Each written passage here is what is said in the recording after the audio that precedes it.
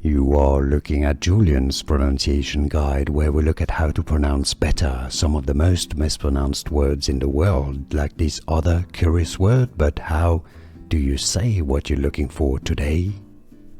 Let's learn how to pronounce this name, a name of Arabic origin meaning good friend or companion. If you want to learn more Arabic names pronunciations that can be a bit confusing, make sure to stay tuned to the channel. Got many more for you coming up. Arabic pronunciation: Samira, Samira. English pronunciation, most common pronunciation in English: Samira, Samira, Samira.